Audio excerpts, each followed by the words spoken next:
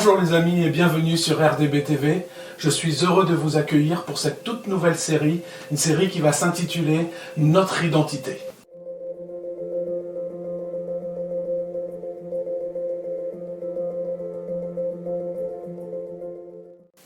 Il y a quelques années en arrière, j'avais un temps de méditation sur un sujet très particulier et je pense que chacun peut se poser cette même question, c'est est-ce que je suis vraiment opérationnel ? Dans ce que Seigneur tu m'as demandé à faire, est-ce que je porte les fruits que tu veux que je porte ? Alors la réponse peut être simple, je peux dire certainement pas, je sais que je pourrais porter certainement plus de fruits, mais au cours de cette réflexion, j'en suis venu à me demander si j'étais véritablement opérationnel. Est-ce qu'avec Christine, nous étions véritablement opérationnels ? Et dans cette réponse est apparue une chose, tout au moins dans cette question, dans cette question est apparue une chose, c'est si tu veux être opérationnel, tu dois déjà savoir qui tu es. Peut-être que beaucoup ne le savent pas, mais personnellement, dans mon ancienne vie, j'étais militaire de carrière, j'ai fait 25 ans dans la marine nationale, donc je sais ce que c'est que l'armée, tout au moins la marine, un petit peu l'armée de l'air et l'armée de terre, parce qu'on s'est croisés et je sais comment chacun fonctionne, mais je sais que si tu ne sais pas qui tu es dans l'emploi que tu occupes au sein de l'armée, tu ne vas pas être opérationnel. Et l'armée n'a de cesse que de former son personnel pour qu'ils sachent qui ils sont, les moyens qu'ils ont à leur disposition et surtout comment s'en servir. Mais la première des choses, c'est est-ce que tu sais qui tu es ? Alors, ce point de réflexion m'a amené à cette question, qui je suis ? Qui je suis véritablement ? Et là, comme je vous l'ai expliqué, je suis ancien militaire et pendant des années, pendant 8 ans exactement, j'ai servi dans la réserve opérationnelle. En fait, je travaillais précisément dans ce que l'on appelle les JDC, Journée du Citoyen, ce qui a remplacé le service national pour les jeunes. Ils ont une journée à faire. En France, au moins, je parle pour ceux qui ne sont pas français et qui habitent la Suisse, peut-être le Canada, le Québec et la Belgique. En France, le service militaire a été remplacé par une journée d'information pour les jeunes de 17 ans. Et donc, j'intervenais dans ce cadre-là. Et le but était de passer des conférences pour toujours garder ce lien armée-nation. Et la première conférence que l'on faisait, c'était être citoyen. Et ma question était tournée vers ces jeunes et je leur posais cette question toute bête. Est-ce que vous vous considérez comme des citoyens français à part entière ? Et là, pour la plupart, la réponse était la même, c'est que la plupart se disaient non.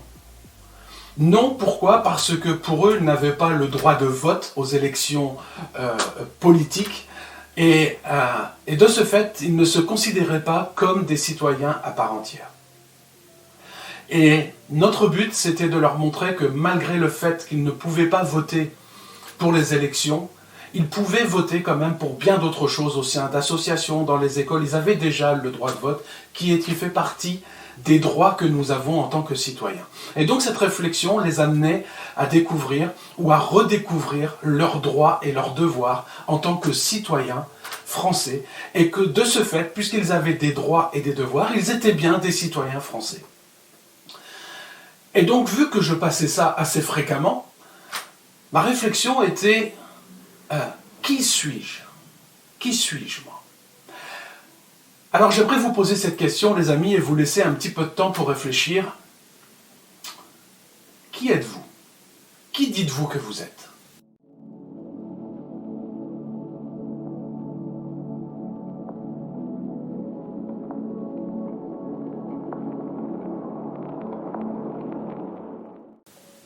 Alors, les amis, qui êtes-vous ? Alors là, je pense que je pourrais entendre plusieurs réponses. Je suis chrétien, je suis disciple de Christ, je suis enfant de Dieu, je suis un pécheur racheté. Mais permettez-moi de vous dire qu'avant de détailler tout cela, je veux dire que peu importe la réponse. Parce que ce n'est pas ce que tu dis qui te définit. C'est ce que tu vis. C'est comment tu vis. Ce que tu es, c'est ce que les autres voient de toi, premièrement.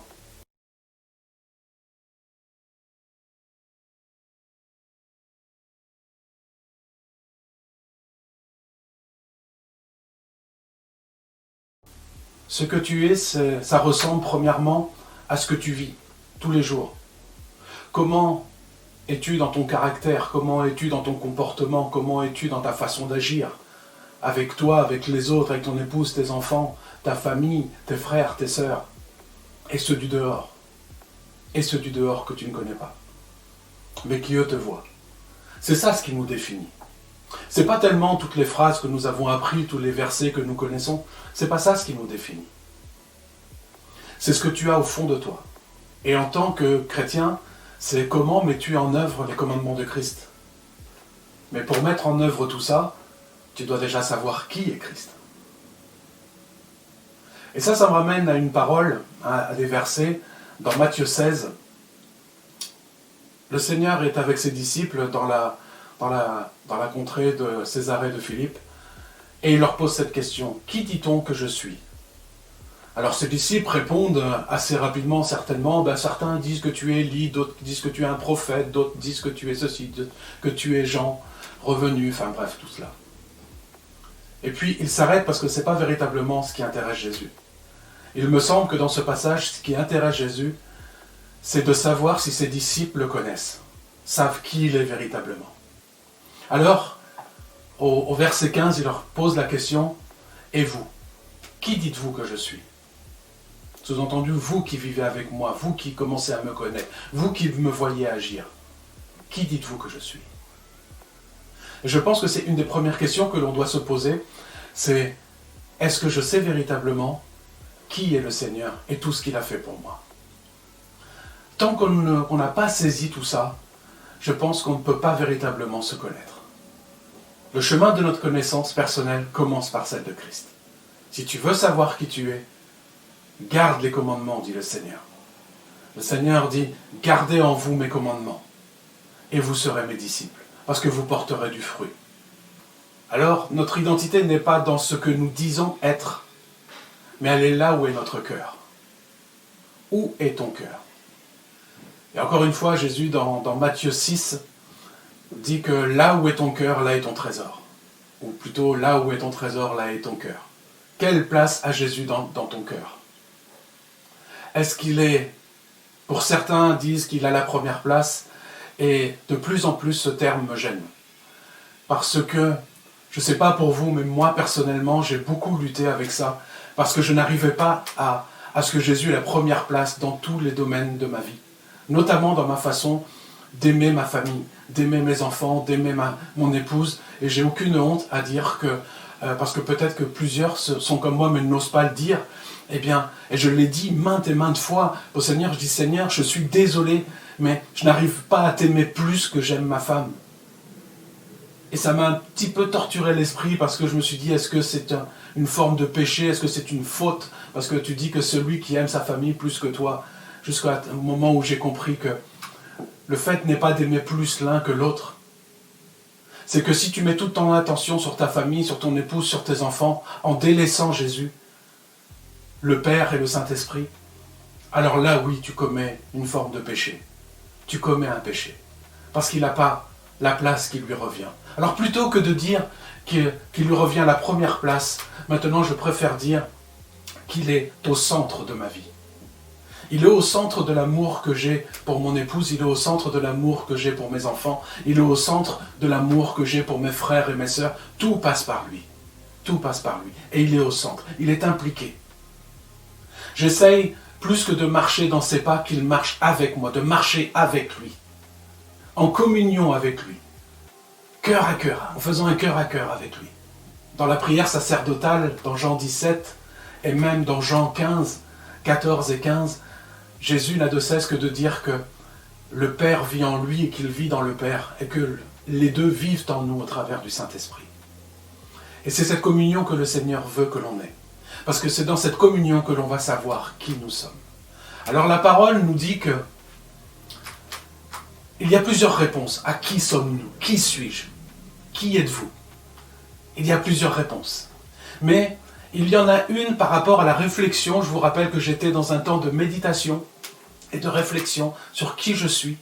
Et dans cette réflexion, le Saint-Esprit m'a conduit à ces moments que je passais avec ces jeunes et que je leur disais est-ce que vous êtes des citoyens à part entière?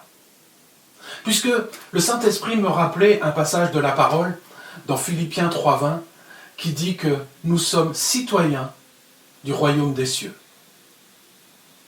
Et dans Éphésiens 2,20, il est dit que nous sommes concitoyens de la maison de Dieu, gens de la maison de Dieu. Donc, nous avons une place.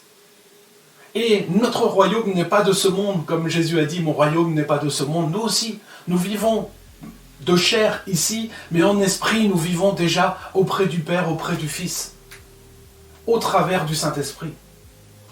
Notre positionnement ne doit pas être sur terre, mais elle doit être dans les cieux. C'est tellement important, les amis. Et dans cette réflexion, je me suis dit que dans le même cheminement que je faisais avec ces jeunes, je me suis dit, Seigneur, si je suis citoyen, alors j'ai des droits et des devoirs.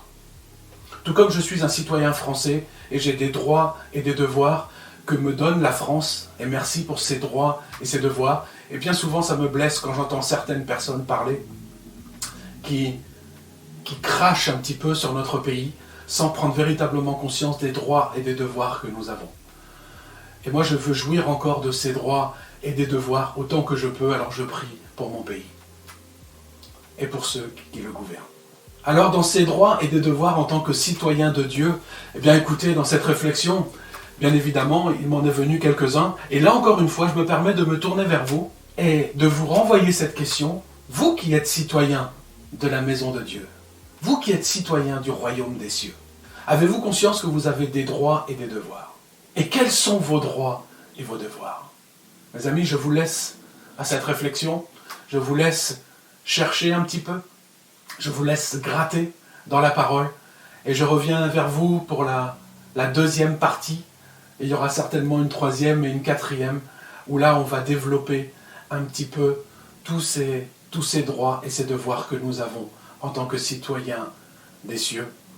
Et pour répondre à cette question, quelle est mon identité? Qui suis-je? À très bientôt, les amis.